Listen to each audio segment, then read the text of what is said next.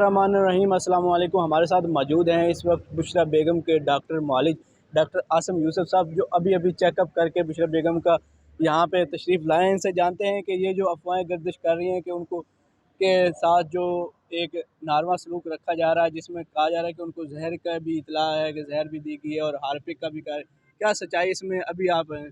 जी। सो मैंने आज सुबह बुशरा बेगम से मुलाकात की, उनका मुआयना भी किया बनी गाला में। मेरे साथ पिम्स के भी 4 डॉक्टर्स की टीम्स मेरे साथ थी। हमने उनकी हिस्ट्री ली, उनका मुआयना किया। उनको 2 महीने पहले तकरीबन एकदम अचानक उनकी तबीयत ख़राब हुई थी खाना खाने के बाद। मुँह में जलन हुई थी और खाने में की नाली में जलन हुई थी, मैदे में जलन थी, खाना निगलने में मुश्किल थी। उसके बाद तकरीबन 2 हफ़्ते वो बताती हैं कि उनकी तबीयत ख़राब रही। बट अब माशाल्लाह तकरीबन सारे जो सिम्पटम्स थे वो ख़त्म हो चुके हैं। अब सिर्फ़ उनको अभी भी थोड़ी-सी भूख कम लगती है और वज़न अभी पूरी तरह वापस रिकवर नहीं हुआ। उस वक़्त ये इसकी क्या वजह थी मैं कह नहीं सकता, उस वक़्त मैंने मुआयना नहीं किया। लेकिन अभी तो ऐसे कोई उनके परेशानी वाले सिम्पटम्स ऐसे नहीं हैं। माशाल्लाह मैं वो देखने में भी सेहतमंद लग रही थीं।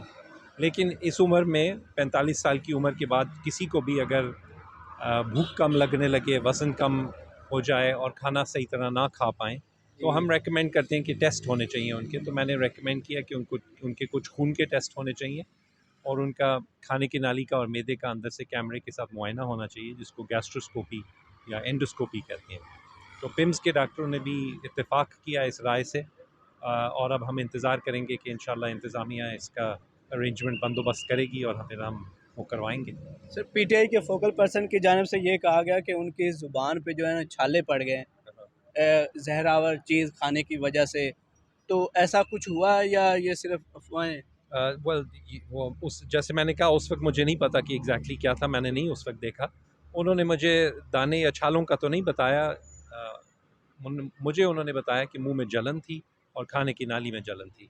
सर्टनली इस वक्त हमने मुंह का भी मुआयना किया, गले का भी।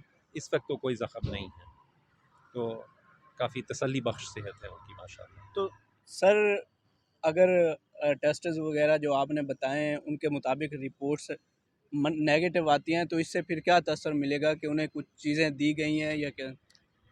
मैं प्रिडिक्ट नहीं कर सकता कि टेस्टों में क्या नज़र आएगा। मेरी अपनी इम्प्रेशन है कि टेस्ट्स में कोई ऐसी सीरियस चीज़ नहीं नज़र आएगी। मुझे देखने में वो ठीक लगी हैं। टेस्ट हम हमेशा करते हैं ऐसे में, जस्ट टू बी श्योर कि हम कोई चीज़ मिस ना कर लें। खून के टेस्टों से पता चल जाएगा कुछ ना कुछ, और ख़ास तौर पे एंडोस्कोपी से मोस्ट प्रोबेबली ये होगा कि थोड़ी बहुत तेज़ाबियत जो मैदे के अंदर अपनी नेचुरल तेज़ाब होता है स्टमक में सबके, उसकी वजह से समटाइम्स वरम हो जाता है मैदे में या खाने की नाली में। और मेरी अपनी इम्प्रेशन है कि ऐसा ही कुछ होगा। इससे ज़्यादा सीरियस मैं चीज़ को एक्सपेक्ट नहीं कर रहा। बहुत शुक्रिया। हमारे साथ डॉक्टर आसिम यूसुफ मौजूद थे।